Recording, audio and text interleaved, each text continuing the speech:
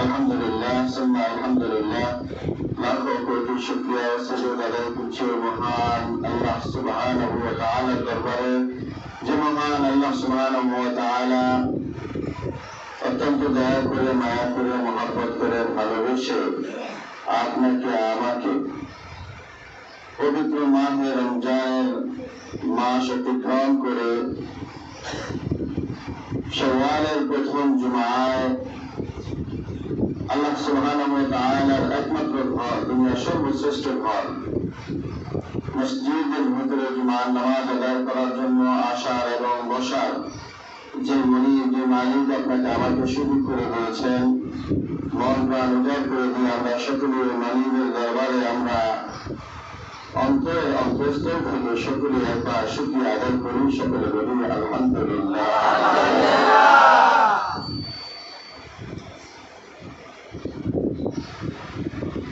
রমজান মাস অত্যন্ত গুরুত্বপূর্ণ একটি মাস, যে মাসের জন্য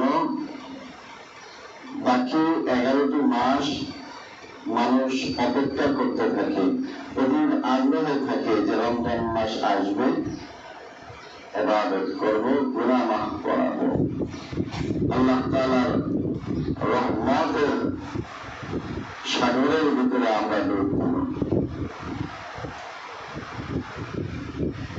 সেই রমজান মাস আপনার আমার থেকে বিদায় নিয়ে চলে গেছে। শাওয়ালের চাঁদ ওঠার পরে গতকালকে আমরা ঈদুল ফিতর, ঈদের নামাজ আদায় করলাম, ঈদ পালন করেছি।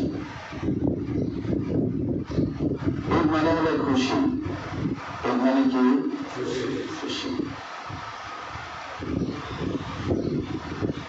তো রোজাদারদের জন্য পবিত্র ঈদুল ফিতরের দিন আল্লাহ রাসূল সাল্লাল্লাহু আলাইহি ওয়াসাল্লাম খুশির দিন হিসেবে ঘোষণা করেছেন, আর আল্লাহ সুবহানাহু ওয়া তাআলা আসমানে এই দিনটিকে পুরস্কার দিবস হিসেবে ঘোষণা করেছেন। জোরে বলুন সুবহানাল্লাহ। তো ঈদ শেষ হলো, আবার নতুন করে শাওয়াল মাসের আজকে 2 তারিখ, প্রথম জুমা। আজকের আলোচনার বিষয়বস্তু ছিল কিয়ামতের হাসরের ভয়াবহ সম্পর্কে আলোচনা করা। যেহেতু আমাদের মসজিদ নির্মাণাধীন কাজ চলছে, গুরুত্বপূর্ণ যে সমস্ত টপিকগুলো আছে ওই সমস্ত টপিকগুলো নিয়ে আলোচনা করার সেই পরিবেশ বর্তমানে আমাদের মসজিদে নেই। কুরআনুল কারীম থেকে একখানা আয়াত তেলাওয়াত করা, একটি হাদিস তেলাওয়াত করলে এই বিষয়গুলোর উপর যখন কথা বলা শুরু হয়, তার ধারাবাহিকতা অন্যান্য হাদিস বা বিভিন্ন আয়াত চলে আসে। কি বলেন, ঠিক কিনা? এতে করে অনেক সময়ের প্রয়োজন, কিন্তু আমরা মুসল্লিরা আমাদের অবস্থা হলো এরকম,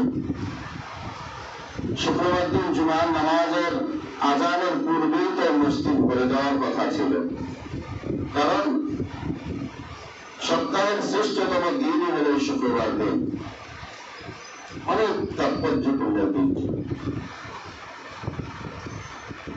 আমরা শুক্রবার দিন জুমার নামাজ আদায় করার জন্য আসবো নেকের প্রতিযোগিতা করার জন্য। বর্তমানে আমরা মানুষ, আমরা নেকের প্রতিযোগিতা দূরের কথা, আমরা বদ কাজের প্রতিযোগিতায় লিপ্ত হয়েছি। কি বলেন, ঠিক কিনা? কে কত গুনাহ করতে পারে, কে কত গুনাহ করতে পারে, অর্থাৎ নেকের কোন পরিবেশ আমাদের সমাজে আমরা দেখছি না। আপনার নেক কাজ করতে চাইলেও কেমন যেন অন্যকে আপনার এই নেক কাজের বাধা হয়ে দাঁড়াচ্ছে।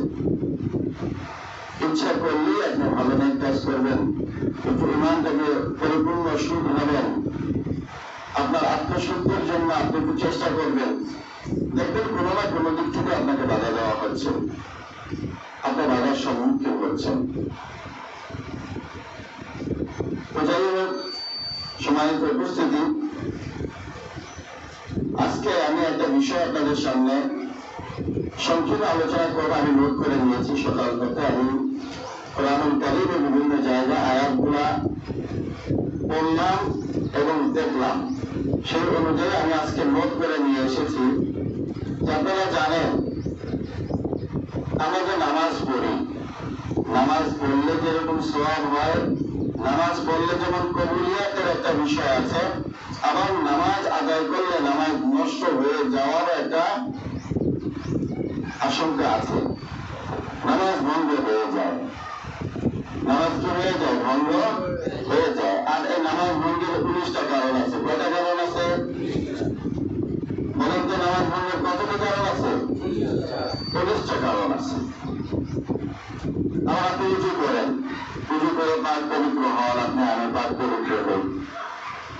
এখানে আমরা যারা এসেছি আমরা প্রত্যেকেই কিন্তু উজু করে পাক পবিত্র হয়ে তারপরে মসজিদে আসছি, কি বলেন? ঠিক কিনা? ঠিক এই যে পাক পবিত্র হয়ে মসজিদে আসছি, এই পাক পবিত্র হওয়ার পরে এই উজুটাও ভাঙ্গার কারণ আছে। কয়েকটা মাধ্যম আছে, যেই কাজগুলা হলে, যেই জিনিসগুলা ঘটলে আপনার উজু ভেঙে যাবে। মানুষ লক্ষ লক্ষ টাকা খরচ করে হজে যায়, সে হজে যাওয়ার পরে এই হজে ভেঙে যায়, হজে নষ্ট হয়ে যায়। এই হজ ভাঙার 5টা কারণ আছে। কয়টা কারণ আছে? 5টা কারণ। অর্থাৎ আপনি ভালো করবেন, আবার ইচ্ছে করলে খারাপও করতে পারবেন। ডান হাত আছে, বাম হাতও আছে, ভালো আছে, মন্দ আছে, উপর আছে, নিচ আছে, ডান আছে, বাম আছে, সামনে আছে, পিছনে আছে। অর্থাৎ প্রত্যেকটা বিষয়ের একটা পজিটিভ সাইড আছে, আছে না? প্রত্যেকটা বিষয়ের একটা পজিটিভ সাইড আছে। তদ্রুপ ভাবে আপনাকে আমাকে যদি প্রশ্ন করা হয় আপনি কি, আপনি জাতে কোন জাতি, তখন আমরা বলি যে আমার ধর্ম হলো ইসলাম, আমি মুসলিম জাতি, আমি ইমানদার। কি বলেন? ঠিক কিনা? তাহলে আপনি যদি ইমানদার হন, ইমানও তো আনতে হয়েছে আপনাকে। কি বলেন? ইমান আনতে হয়েছে না? তো এই ইমান ভাঙারও 10টি কারণ আছে। কয়টি কারণ আছে?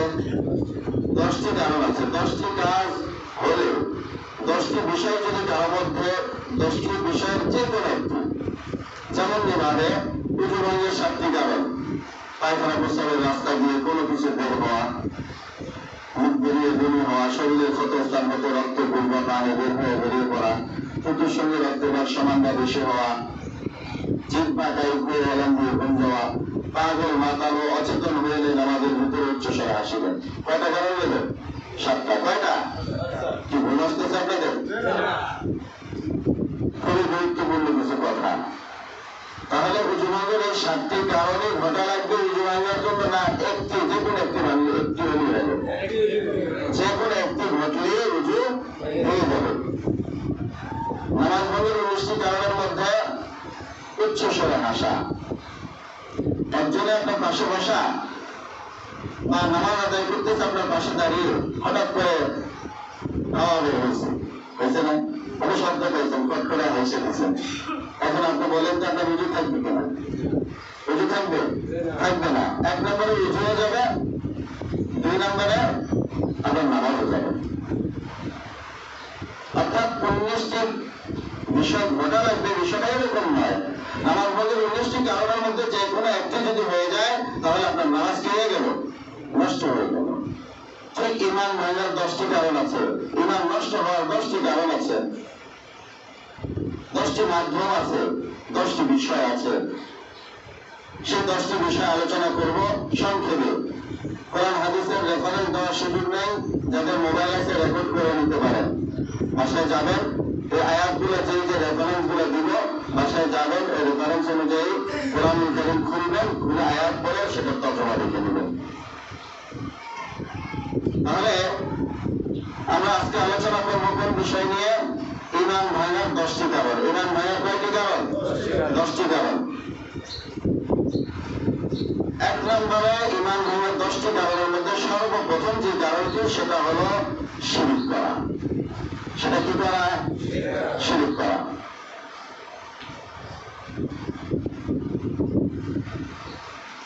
আল্লাহ রাসূল জনাবে মুহাম্মদ রাসূলুল্লাহ সাল্লাল্লাহু আলাইহি ওয়াসাল্লাম বলেন, আল্লাহ রাব্বুল আলামিন বান্দা যদি নামাজ না পড়ে আল্লাহ রাব্বুল আলামিন ইচ্ছা করলে ক্ষমা করে দিতে পারেন। বান্দা যদি রোজা না রাখে আল্লাহ রাব্বুল আলামিন ইচ্ছা করলে ক্ষমা করে দিতে পারেন, আল্লাহ তাআলা ক্ষমা করে দেন। কিন্তু বান্দা যখন কখনো আল্লাহ রাব্বুল আলামিনের সাথে অন্য কাউকে শিরক করে আল্লাহ রাব্বুল আলামিন বলে আমি ওই সমস্ত নাফরমানদের আমি কখনো মাফ করব না। করে বলেন নাউজুবিল্লাহ। শিরক আমাদের সমাজের রন্ধে রন্ধে আমাদের শিরক ছড়িয়ে গেছে। আজকে কিভাবে শিরক করছি আমরা মুসলমান? আমরা একটু টেরও পাচ্ছি না কিভাবে আমরা শিরক করছি। আমরা এক আল্লাহকে মানি, সর্বভৌম ক্ষমতার মালিক একমাত্র আল্লাহ, সেটাও আমরা মানি। কিন্তু তারপরে যখন সন্তানাদি হয় না, তখন আমরা মাজারে যাইয়া পাগলা বাবা, লেংটা বাবা, খাজা বাবা, গাজা বাবার দরবারে যাইয়া তাদের কবরের সামনে মাথা নত করে বলি যে বাবা আমাকে একটু সন্তান দেন, আমি অনেক কষ্ট করে আপনার দরবারে এসেছি। বলে বলেন নাউজুবিল্লাহ। শিরক করলেন। শিরক করার অনেকগুলো মাধ্যম, বিস্তারিত আলোচনার সুযোগ নেই। অর্থাৎ এক কথা পরিষ্কার, যদি আপনি শিরক করেন তাহলে আপনার ঈমান রইল না, আপনার ঈমান ভেঙে গেছে। আপনার ঈমান কি হয়েছে? ভেঙে গেছে।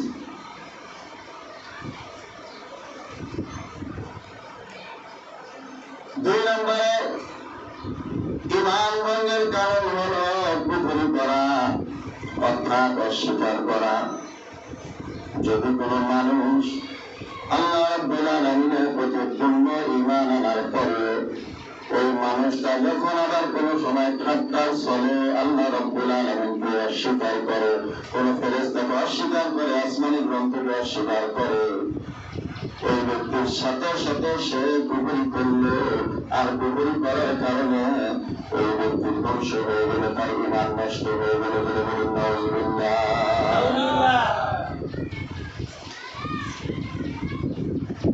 ঈমান ভঙ্গের 3 নম্বর কারণের মধ্যে যে বিষয়টি অত্যন্ত সেন্সিটিভ, অত্যন্ত গুরুত্বপূর্ণ, আজকে আমাদের সমাজের মধ্যে মুনাফিকের ছয়লাভ ঘটেছে, মুনাফিকের আত্মপ্রকাশ ঘটেছে। বলে বলেন ঠিক কিনা? অথচ আল্লাহ রাব্বুল আলামিন বলেন ইন্নাল মুনাফিকিনা ফিদ দারকিল আসফালি মিনান নার। আসফালের তাফসীর এসেছে, আল্লাহ রাব্বুল আলামিন বলেন ইন্নাল মুনাফিকিনা ফিদ দারকিল আসফালি মিনান নার। যারা মুনাফিকি করে তারা শুধু জাহান্নামে জ্বলবে। শুধু তাই নয়, জাহান্নামের সবচেয়ে নিকৃষ্ট স্থান যেখানে, ওই ব্যক্তিকে সেখানে নিক্ষেপ করা হবে। বলে বলেন নাউজুবিল্লাহ। আমার ভাইরা, আমার বন্ধুরা, আপনারা জানেন আল্লাহ রাসূল জনাবে মুহাম্মদুর রাসূলুল্লাহ সাল্লাল্লাহু আলাইহি ওয়াসাল্লামের পিছনে একজন বড় বুজুর্গ নামাজ পড়তেন, যে বুজুর্গের নাম হলো আব্দুল্লাহ ইবনে উবাই। আব্দুল্লাহ ইবনে উবাই আল্লাহ রাসূল সাল্লাল্লাহু আলাইহি ওয়াসাল্লামের পিছনে দাঁড়ায়া পাগড়ি মাথায় দিয়ে নামাজ পড়তেন। তার মুখে লম্বা লম্বা দাড়ি আছে, তার গায়ে লম্বা জুব্বা ছিল। কিন্তু আব্দুল্লাহ ইবনে উবাই স্বয়ং রাসূলুল্লাহ সাল্লাল্লাহু আলাইহি ওয়াসাল্লামের সামনে থাকতে একরকম, আবার কাফেরদের সাথে যা বলতো, আর আমি তো মুহাম্মাদের দলভুক্ত নই, আমি বললাম তোমাদের অন্তর্ভুক্ত। জোরে বলেন নাউজুবিল্লাহ। এই আব্দুল্লাহ ইবনে উবাই যখন সে ইন্তেকাল করলেন, ইন্তেকাল করার পরে আব্দুল্লাহ ইবনে উবাই তার সন্তান আল্লাহ রাসূল সাল্লাল্লাহু আলাইহি ওয়াসাল্লামের কাছে আসলেন। আল্লাহ রাসূল সাল্লাল্লাহু আলাইহি ওয়াসাল্লামের কাছে এসে বলেন, ইয়া রাসূলুল্লাহ, ইয়া হাবিবাল্লাহ, আমার বাবা উবাই সে যে কাফের, সে যে মুনাফিক, তাতে কোনো সন্দেহ নাই, আপনার সাথে সে মুনাফিকি করেছে। ইয়া রাসূলুল্লাহ, ইয়া হাবিবাল্লাহ, তারপরে সে আমার বাবা, আপনার কাছে এসেছি। ইয়া রাসূলুল্লাহ, ইয়া হাবিবাল্লাহ, আমার বাবা হয়তো না বুঝে করেছে, মুনাফিকি করেছে। আজকে যদি আপনি আমার বাবার জানাজা পড়ায় দেন, হয়তো বা আল্লাহ রাব্বুল আলামিন আমার বাবাকে ক্ষমা করে দিতে পারে। আল্লাহ রাসূল সাল্লাল্লাহু আলাইহি ওয়াসাল্লাম আব্দুল্লাহ ইবনে উবাইর জানাজা পড়ার জন্য রওনা করলেন। হযরত ওমর রাদিয়াল্লাহু তাআলা আনহু পিছন থেকে আল্লাহ রাসূল সাল্লাল্লাহু আলাইহি ওয়াসাল্লামের জামা পরে দিলেন। ইয়া রাসূলুল্লাহ, ইয়া হাবিবাল্লাহ, এই লোকটা হলো মুনাফিক, তো জায়েজ নাই। আব্দুল্লাহ ইবনে উবাই আপনার পেছনে নামাজ পড়েছে, অথচ সে কাফেরদের সাথে যে আপনার সাথে মুনাফিকি করেছে। ইয়া রাসূলুল্লাহ, ইয়া হাবিবাল্লাহ, আপনি আব্দুল্লাহ ইবনে উবাই জানাজায় দেন না। আল্লাহ রাসূল সাল্লাল্লাহু আলাইহি ওয়াসাল্লাম বলেন, ওমর রে, আল্লাহ রাব্বুল আলামিন তো এখনো আব্দুল্লাহ ইবনে উবাইয়ের জানাজা পড়তে আমাকে নিষেধ করেন নাই। বলুন সুবহানাল্লাহ। আপনার আমার দয়াল নবী, আপনার আমার মায়ের নবী, সে চাইতেন কখনো তার একটি উম্মত, দুনিয়ার একটি মানুষের জাহান্নামে চলে যাক। আল্লাহ রাসূল সাল্লাল্লাহু আলাইহি ওয়াসাল্লাম এটা চাইতেন না।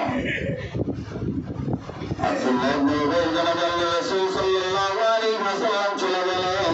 আব্দুল্লাহ ইবনে উবাইয়ের জানাজায় যাওয়ার পরে আল্লাহ রাব্বুল আলামিন ওমর রাদিয়াল্লাহু তাআলা আনহুর সিদ্ধান্ত অনুযায়ী আল্লাহ রাব্বুল আলামিন আয়াত নাযিল করে দিলেন, ও আমার হাবিব, আপনি আব্দুল্লাহ ইবনে উবাইয়ের জানাজা কেন? আপনি যদি আব্দুল্লাহ ইবনের জন্য, আব্দুল্লাহ ইবনে উবাইয়ের জন্য একবার নয়, দুইবার নয়, 70 বার যদি আমার কাছে আপনি যদি নাজাত চান, আপনি যদি মাগফিরাত চান, আমি আব্দুল্লাহ ইবনে উবাইকে জাহান্নামে নিক্ষেপ করব। আমি আব্দুল্লাহ ইবনে উবাইকে মাফ করব না। বলে বলেন নাউযুবিল্লাহ।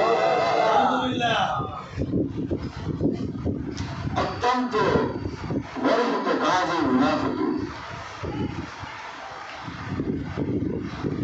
সাহাবী আশ্চর্য হতেন, মসজিদের ভিতরে আল্লাহ রাসূল সাল্লাল্লাহু আলাইহি ওয়াসাল্লামের সামনে থাকা অবস্থায় হালত থাকতো একরকম, বাহিরে চলে গেলে আরেক হালত হয়ে যেত।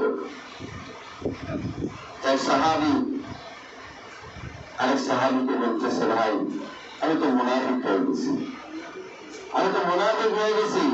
তখন এই সাহাবী জিজ্ঞেস করলো, ভাই, কিভাবে তুমি মুনাফিক হয়েছো?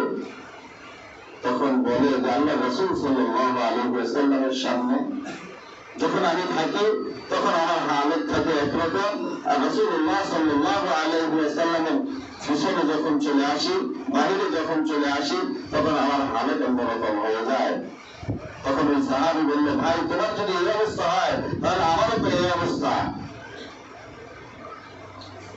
দেখেন, আজকে আমাদের সমাজের মধ্যে মুনাফিকি সয়লাব ঘটেছে। আমরা কেমন যেন মানুষ কাপুরুষ হয়ে গেছে। আমরা মানুষের সামনে সামনে কথা বলতে পছন্দ করি না, আমরা পিছনে পিছনে মানুষের বিরোধ করে দেয়। অর্থাৎ মুনাফিকের 5টি আলামতের মধ্যে একটি আলামত হলো মানুষের বিরোধ করা। মানুষের কি করা বলেন? বিরোধ করা। আমরা সেটাই করে দাঁড়াচ্ছি, মুনাফিকি করে দাঁড়াচ্ছি। সূরা আলে ইমরানের 19 এবং 81 নম্বর আয়াতে এই মুনাফিকদের কি সাজা হবে, কি অবস্থা হবে, পরকালে হাসরের ময়দানে তাদের কি অবস্থা হবে, আল্লাহ তাআলা এই ব্যাপারে বিস্তারিত বর্ণনা করেছেন। বাসায় গিয়ে পবিত্র কুরআনুল কারীমের সূরা আলে ইমরানের 19 এবং 81 নম্বর আয়াতের তর্জমা দেখে নিন। তাহলে ঈমান মনের 10টি কারণের মধ্যে কয়টি গেছে? 3টা। 4 নম্বরে, নবী ছাড়া অন্য কারো আদর্শ মানলে ঈমান শেষ। নবী মুহাম্মদুর রাসূলুল্লাহ সাল্লাল্লাহু আলাইহি ওয়াসাল্লাম ছাড়া অন্য কারো আদর্শ মানলে কি হয়ে যাবে? ঈমান শেষ হয়ে যাবে। আজকে আমরা রাসূলুল্লাহ সাল্লাল্লাহু আলাইহি ওয়াসাল্লামের আদর্শ আমাদের কাছে ভালো লাগে না। লেনিন, কার্ল মার্কস, মাও সেতুং, সমাজতন্ত্র, এই সমস্ত বিষয় আছে না, রাজতন্ত্র, তারপরে আপনার মনে করেন যে গণতন্ত্র, এগুলো মানব রচিত তন্ত্র মন্ত্র।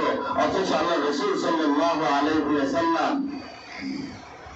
আল্লাহর জমিনে আল্লাহর দ্বীন প্রতিষ্ঠা করার জন্য, কোরআনের শাসন কায়েম করার জন্য আল্লাহ রাসূল সাল্লাল্লাহু আলাইহি ওয়াসাল্লাম সারা জীবন চেষ্টা করে গেছেন।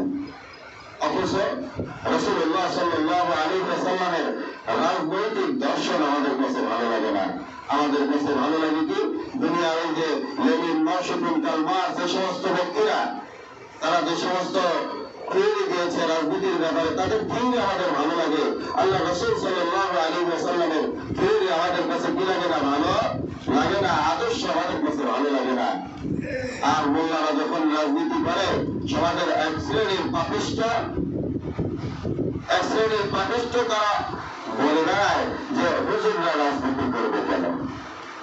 হুজুররা রাজনীতি করবে কেন? হুজুরদের রাজনীতি করার কি দরকার? আমাদের সমাজে এইরকম কিছু মানুষ আছে না? বলেন, আছে না? হুজুরদের আলেমদেরকে রাজনীতির ময়দানে দেখলে নাক ছিটকায়, কেমন যেন একেবারে ওনার 14 গোষ্ঠীর মানে সবচেয়ে বড় শত্রু আসছে হুজুর না হুজুরে। কারণ হুজুর রাজনীতি করবে কেন? হুজুরে তো মসজিদের মিম্বারে বৈশা বৈশা খুতবা দিবে, ইয়া নবী সালাম আলাইকুম খালি দুরূদ পড়বে আর হাদিয়া খাবে, হ্যাঁ, আর মুসলিমদের বাড়িতে যাবে আর বড় বড় দেশের মুরগির রান খাবে, এই হুজুরদের কাজ, ঠিক না? এটাই তো কাজ নাকি? সংক্ষিপ্ত ভাবে বলতে হয়, আজকে আমি চ্যালেঞ্জ করে বলতে পারি, ইনশাআল্লাহ চ্যালেঞ্জ করে বলতে পারি, আজকে আলেমরা আমাদের সমাজের প্রতিনিধিত্বের দায়িত্বে আসার দরকার, খুবই জরুরি। কি বলেন, ঠিক কিনা? আপনারা জানেন, আমি যতটুকু জানি, আমি ছোটবেলা আরো যখন ছোট ছিলাম অত বুঝ হয় নাই। আপনাদের রামদাসপুরে একজন আলেম, রামদাসপুরের অনেক মানুষ এখানে আছে, আছে না? রামদাসপুরের একজন আলেম, সে চেয়ারম্যান ছিল। তার শাসন আমল কেমন ছিল? বর্তমানে যারা শাসন করছে তাদের শাসন আমল কেমন? এটা রাইট এবং দিনের পার্থক্যের মতো। কি বলেন, ঠিক কিনা? লক্ষ্মীপুরের কমলনগর ইউনিয়ন একজন আলেম, বর্তমানে ইউনিয়ন পরিষদের চেয়ারম্যান, একটা মডেল ইউনিয়ন আলহামদুলিল্লাহ। সেখানে বরিশালের জাবিয়া ইউনিয়ন একজন আলেম, সেখানে চেয়ারম্যান, একটা মডেল ইউনিয়ন। সেখানে হিদায়াতুল্লাহ আজাদী সাহেব বলেছেন, সরকার থেকে আমাদের জন্য যেটা নির্ধারণ করা হয় এটা যদি পরিপূর্ণ এলাকাবাসীদের দেওয়া হয়, আমি প্রত্যেকটা মানুষকে দিচ্ছি, কিন্তু তারপরও 7-8টা আমার কাছে থেকে গেছে। সরকার আমারে যা দিছে প্রত্যেকটা মানুষকে দিয়েছে, তারপরে 7-8টা থেকে গেছে, তারপরে যারা এর মধ্যে বেশি করে এরকম 7জন দিতে, ওই 7টাও তাদের বাড়িতে পৌঁছায় দিচ্ছে। আজকে আলেমরা সমাজে যদি রাজনীতিতে আসে, আজকে গম চুরি, চাল চুরি, সরকারের যে সমস্ত অনুদান আছে সমস্ত চুরি চামারি বন্ধ হয়ে যেত। কি বলেন, ঠিক কিনা? এই জন্য কারণ কি, আলেমরা কেন এই থিওরি কোথায় পেলেন? জনগণের হক নষ্ট করা যাবে না, জনগণের মাল জনগণের কাছে পৌঁছে দিতে হবে। কারণ ওলামায়ে কেরাম হলো ওমরের উত্তরসূরি, আবু বকরের উত্তরসূরি, জনাব মুহাম্মদুর রাসূলুল্লাহ সাল্লাল্লাহু আলাইহি ওয়াসাল্লামের উত্তরসূরি। কি বলেন, ঠিক কিনা? এজন্য আমাদেরকে আলেমদেরকে সমাজে প্রতিনিধিত্বের জায়গায় নিয়ে আসতে হবে। যদি আনতে পারি তাহলে আমাদের সমাজের পরিবর্তন ঘটবে ইনশাআল্লাহ। আর যদি না হয় তাহলে আমাদের দেশ যেভাবে রসাতলে যাচ্ছে, ইনশাআল্লাহ অপেক্ষা করেন, এদেশ শ্রীলঙ্কার মতো হতে বেশি দিন সময় লাগবে না। এজন্য নবীর আদর্শ গ্রহণ করতে হবে। নবীর আদর্শ যদি কারো ভালো না লাগে, আপনি যত বড় নামাজি হন না কেন, নামাজ পড়তে পড়তে আপনার কপালে দাগ লাগিয়ে বলাইতে পারেন, আল্লাহি আল্লাহ কসম করে বলছি, আপনি জান্নাতে যেতে পারবেন না। কারণ আপনি কাফের, আপনি বেঈমান হয়ে গেছেন। কারণ আল্লাহ রাসূল সাল্লাল্লাহু আলাইহি ওয়াসাল্লামের আদর্শ আপনার কাছে ভালো লাগে না। 5 নম্বরে যেটা, আল্লাহর কোরআনের বিধান যাদের ভালো লাগে না, ওই ব্যক্তিরাও কাফের হয়ে যায়। যারা বলেন নাউজুবিল্লাহ। কোরআনের সব কিছু ভালো লাগে, যখন কোরআনের কথা বলা শুরু করে, হুজুর রাজনীতির কথা বলবেন না। রাজনীতিকে আমি করি নাকি? আল্লাহর কোরআন যদি রাজনীতি করে, তুমি আল্লাহর কোরআন পারলে নিষিদ্ধ করে দাও। তুমি অযথা কেন ওলামায়ে কেরাম যখন কোরআন হাদিসের কথা বলে, কেন ওলামায়ে কেরামকে আজকে জেলখানার ভিতরে বন্দী করো? সলিমুদ্দিন, তোমার যদি সাহস থাকে, তুমি আল্লাহর কোরআন দুনিয়া থেকে মিটাই দাও। ওলামায়ে কেরামদেরকে নরম পেয়েছে, কারণ ওলামায়ে কেরাম তো কাউকে অপমান করে কথা বলে না, কাউকে আঘাত করে না, কারণ এটা ওলামায়ে কেরামের শিক্ষা নয়। কি বলেন, ঠিক কিনা? কিন্তু আল্লাহ রাসূল সাল্লাল্লাহু আলাইহি ওয়াসাল্লামের আদর্শ ভুলে গেলে চলবে না। আল্লাহ রাসূল সাল্লাল্লাহু আলাইহি ওয়াসাল্লামের ইতিহাস ভুলে গেলে চলবে না। আল্লাহ রাসূল সাল্লাল্লাহু আলাইহি ওয়াসাল্লামকে যদি থাপ্পড় মেরেছে, আল্লাহ রাসূল সাল্লাল্লাহু আলাইহি ওয়াসাল্লাম বলেছে, তুমি কি ব্যথা পেয়েছো কিনা? আবার আপনার আমার সেই নবী আবার অস্ত্র হাতে নিয়ে অনেকগুলো যুদ্ধে অংশগ্রহণ করে তিনি বহু কাফেরকে জাহান্নামে পাঠিয়েছেন। যারা বলেন সুবহানাল্লাহ। অর্থাৎ যেখানে যে অবস্থান করার দরকার, যেখানে যেভাবে অবস্থান নেওয়ার দরকার, সেখানে সেইভাবে অবস্থান নিতে হবে। শুধু রাসূল সাল্লাল্লাহু আলাইহি ওয়াসাল্লাম মিথ্যা সুন্নাত মানলে তো চলবে না, যুক্তিকার মিলা মানা লাগবে। কি বলেন, ঠিক না? আজকে যখন আপনাকে আপনার উপর আঘাত করবে, আপনি যখন প্রতিবাদ করবেন, ইনশাআল্লাহ সে কখনো আপনার উপর আঘাত করার সাহস করবে না। কি বলেন, ঠিক কিনা? এজন্য কোরআনের, আল্লাহ রাব্বুল আলামিনের কোরআনের ভিতরে যা আছে আমাদেরকে মানতে হবে। যদি না মানতে পারি আমরা অবিশ্বাস করতে পারবো না। যদি অবিশ্বাস করি তাহলে আপনি কাফের হয়ে গেলেন, আপনার ঈমান নষ্ট হয়ে গেছে। আল্লাহ তাআলা আমাদেরকে হেফাজত করুন, সকলে বলে আমিন। 6 নম্বরে জাদু করে না, জাদু কি করে? জাদুটোনা করে কিনা? কোন ব্যক্তি যদি জাদুটোনার মধ্যে লিপ্ত হয়, কোন ব্যক্তি যদি জাদুটোনার মধ্যে লিপ্ত হয়, ওই ব্যক্তির ঈমান নষ্ট হয়ে যায়, ওই ব্যক্তি কাফের হয়ে যায়। জোরে বলুন নাউযুবিল্লাহ। 7 নম্বরে কোন মুসলমানদের বিরুদ্ধে ষড়যন্ত্র করলে ঈমান চলে যায়। এখানে কি পাশের এলাকার মুসলমানের কথা বলা হয়েছে না নিজের এলাকার মুসলমান ভাইও আছে? হ্যাঁ, একই মসজিদে নামাজ পড়ে, একই রাস্তা দিয়ে হাইটা যায়, একই ঈদগাহে নামাজ পড়ে, ওরা কপাল মুসলমান, সে তার ওই মুসলমান ভাইয়ের বিরোধিতা করে। কিভাবে তাকে ধ্বংস করা যায়, কিভাবে তার ক্ষতি করা যায়, কিভাবে তাকে অপমান করা যায়, কিভাবে তাকে লাঞ্ছিত করা যায়। যদি কোন মুসলমান হয়ে ও যদি অন্য কোন মুসলমানের বিরুদ্ধে অবস্থান নেয়, এখন কথা হলো যে আলেম ওলামাও তো অনেক দেখা গেল নামকা অবস্থানে মুসলমানদের বিরুদ্ধে রাজপথে আন্দোলন করে না? তাহলে বিরুদ্ধে অবস্থান নেয় কি নেয় না? ওলামায়ে কেরাম কখন একজন ব্যক্তির বিরুদ্ধে অবস্থান নেয়? যখন দেখা যায় এই ব্যক্তি ইসলাম থেকে খারেজ হয়ে গেছে, কোরআন হাদিসের শরীয়তের সিদ্ধান্ত অনুযায়ী। কি বলেন, ঠিক কিনা? আজকে একজন মুসলমান আপনার পাশের মুসলমান পাশাপাশি নামাজে দাঁড়ান, অথচ আপনার একজনকে অপমান করে কথা বলেন, আপনি তার বিরোধিতা করতেছেন। তাকে কিভাবে ধ্বংস করা যায়, কিভাবে তার সেই ধ্বংস না দেখতে পারবেন, মানে আপনি তার ধ্বংস সেই দেখে ছাড়বেন, এরকম অবস্থা হয়ে যায়। কেন ভাই? কয়দিন বাঁচবেন দুনিয়াতে? কি জন্য এত হিংসা বিদ্বেষ? কিসের জন্য একজন মুসলমান হয়ে আপনি আরেকজন মুসলমানের বিরোধিতা করছেন? কি বলেন, মুসলমান ভাই হয়ে আরেকজন মুসলমান ভাই বিরোধিতা করবো নাকি? কি বলেন, করবেন? যদি করে তাহলে কি হয়ে যাবে? ঈমান নষ্ট হয়ে যাবে। 8 নম্বরে যে কারণটি বলা হয়েছে, কোন ব্যক্তিকে ইসলামের ঊর্ধ্বে মনে করলে, কোন ব্যক্তিকে ইসলামের ঊর্ধ্বে মনে করলে কি হয়ে যায়? ঈমান চলে যায়।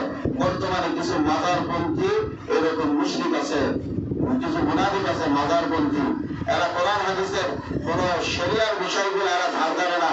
এদের বাবা যেটা কয়, বাবা যদি বলে তুই নামাজ পড়িস না, ও নামাজ পড়ে না। তারপর ওর বাবা ইসলাম থেকে বড়, ইসলামের চাইতে বড় বাবারে বানায় বলেছে। ইসলামের চাইতে কাউকে বড় বানানো যাবে? যাবে বলেন? তাহলে কোরআন বলছে তুমি নামাজ পড়ো, তোমার বাবা সলিমুদ্দিন বলছে না বেটা আমি কেমন পীর হইলাম, তুই আমার কাছে কেমন মুরিদ হইলি, যদি তোর আমি জান্নাতেও নিয়ে যেতে না পারি তাহলে আমি কেমন পীর? জোরে বলেন নাউযুবিল্লাহ।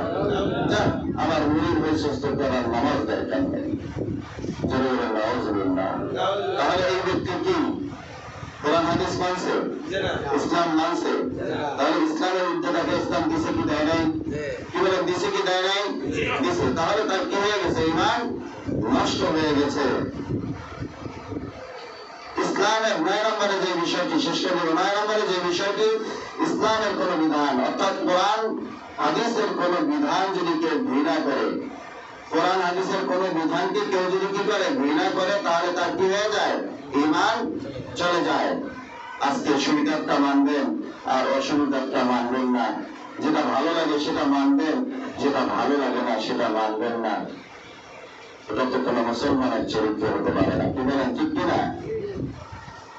কোরআন হাদিসের কোন আয়াত যখন নিজের বিরুদ্ধে যায়, নিজের নেতার বিরুদ্ধে যায়, হ্যাঁ, তখন কি করে? সরাসরি নেতার পক্ষ নিয়ে কোরআন হাদিসের বিরুদ্ধে অবস্থান নেয়। কি বলেন, ঠিক কিনা? যে করা যাবে না ভাই, যদি এটা করেন ঈমান ধ্বংস হয়ে যাবে, আপনি নষ্ট হয়ে যাবেন, আপনি ধ্বংস হয়ে গেলেন, আপনি কাফের হয়ে গেলেন। আর যদি কাফের হয় তাহলে কি জান্নাতে যাবেন? ঠিক না? জান্নাতে যাবে নাকি? তাহলে কোথায় যাবে বলেন? জাহান্নামে চলে যাবে। 10 নম্বর যে কারণটি,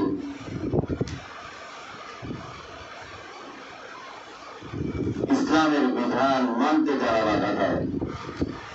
10 নম্বর কারণটি কি বলেন? ইসলামের বিধান মানতে যারা কি করে? বাধা দেয়। আজকে আমাদের সমাজে হয় না, এরকম অবস্থা হয় না যে কোরআন হাদিসের কোরআনের তাফসীরের মধ্যে বাধা দেওয়া হচ্ছে। কি বলেন, হয় কিনা? মুসলমান, কোন স্বার্থের পিছনে দৌড়াচ্ছ? কি এমন স্বার্থ তোমাকে তাড়া করে বেড়াচ্ছে যে স্বার্থের দ্বারা তুমি তোমার ইমানকে জলাঞ্জলি দিচ্ছ, তোমার ইমানকে তুমি নষ্ট করে দিচ্ছ, তোমার ইমানকে তুমি ধ্বংস করে দিচ্ছ? দুনিয়ার এই ক্ষণস্থায়ী জিন্দিগির পিছনে দৌড়াইয়া আসল জিন্দিগিকে তুমি ধ্বংস করে দিচ্ছ। কোরআন হাদিসের কথা বলতে দেওয়া হচ্ছে না। যখন সমস্যা হলো, একটি ইমাম সাহেব যখন মসজিদের মিম্বরে বৈশা সুদখোরের বিরুদ্ধে কথা কয়, যদি সেক্রেটারি থাকে সুদখোর, ওই বদমাশের গায়ে লেগে যায়। কি বলেন, ঠিক না? হ্যাঁ, যদি নারীবাজের বিরুদ্ধে কথা কয়, যদি সভাপতি হয় নারীবাজ, কুলাঙ্গার চরিত্রহীন লম্পট, তাহলে ওই লম্পট মনে করে যে হুজুর মনে কথাটা আমারই বলতেছে। কি বলেন, ঠিক না? কোরআন হাদিস অনুযায়ী যখন ওলামায়ে কেরাম কথা বলে, সমাজের যে সমস্ত লম্পট বদমাইশরা আছে, এরা মনে করে যে ওলামায়ে কেরাম এরা সরাসরি আমাদের বিরুদ্ধে অবস্থান নিয়েছে। আসলে কি ওলামায়ে কেরাম তাদের বিরুদ্ধে অবস্থান নিয়েছে না কোরআন হাদিসের পক্ষে অবস্থান নিয়েছে? কেন কেন আজকে ওলামায়ে কেরামকে হক কথা বলতে দেওয়া হচ্ছে না? কেন কোরআনুল কারীমের তাফসীরগুলো বন্ধ করে দেওয়া হচ্ছে? ভাইরা মুসলমান, গরু খাইলে কি মুসলমান হয়ে যায় নাকি? গরু খাইলে কি মুসলমান হয়ে যায়? এত সোজা না, এত সোজা না, এত সোজা মনে করেন না আমার ভাইরা। এজন্য এই 10টি বিষয় যেন আমাদের ভিতরে না ঘটে, সেগুলো বলে আমি আল্লাহ তাআলা যেন এই সমস্ত নিকৃষ্ট এই কাজগুলো আমাদের মধ্যে কখনো না ঘটান। আল্লাহ তাআলা যেন আমাদেরকে এই সমস্ত পাপ থেকে, ইসলামের বিরোধিতা থেকে আমাদেরকে হেফাজত করে, সকলে বলে আমিন। আল্লাহ তাআলা আমাদেরকে এই কথাগুলোর প্রতি আমল করার তৌফিক দান করুন, আমিন। ওয়া আখিরু দাওয়ানা আলহামদুলিল্লাহি রাব্বিল আলামিন।